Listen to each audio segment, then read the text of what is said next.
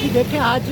کراچی کی سیاست کے حوالے سے اہم اور تاریخی دن آپ اس کو کہہ سکتے ہیں، کیونکہ آج میئر کراچی کا جو انتخاب ہے وہ مرتضیٰ وہاب جو پیپلز پارٹی کے کینڈیڈیٹ تھے انہوں نے جیتا ہے۔ یہاں ہم آرٹس کونسل چورنگی پہ موجود ہیں، جہاں پر کچھ دیر قبل یہاں آرٹس کونسل کے اندر انتخابات ہوئے ہیں اور یہ سامنے سندھ اسمبلی کا اجلاس بھی چل رہا ہے، لیکن آپ یہاں پر اگر دیکھیں یہ میدان جنگ کا منظر پیش کر رہا ہے یہ سارا ایریا ابھی بھی۔ کچھ دیر پہلے تو یہاں پر باضابطہ پتھراؤ تھا، لاٹھی چارج تھا، کیونکہ جماعت اسلامی اور پیپلز پارٹی کے کارکن یہاں آمنے سامنے ہے، پولیس ہے، رینجرز ہے، مختلف قانون نافذ کرنے والے ادارے ہیں جو یہاں پر موجود ہیں، اور ہر ممکن کوشش کی جا رہی ہے کہ حالات کو قابو میں رکھا جائے۔ لیکن حالات قابو میں کیسے آئیں؟ جماعت اسلامی کی دعویٰ تھی کہ ان کے پاس تحریک انصاف کی سپورٹ ہے، اس کے ان کا جو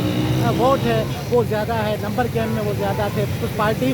حالانکہ سنگل لارجسٹ پارٹی تھی، لیکن تحریک انصاف اور جماعت اسلامی کے مقابلے میں ان کے جو ووٹ تھے وہ کم تھے، نمبر آف ووٹ کم تھا۔ لیکن بہرحال آج یہ ہوا ہے کہ کراچی کی تاریخ میں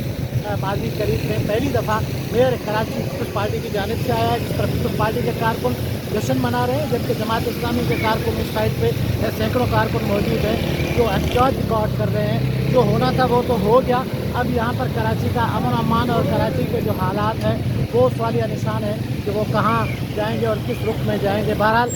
ساری صورتحال میں ہم میئر کراچی مرتضیٰ وہاب صاحب کو مبارکباد پیش کریں۔ لگا لگا لگا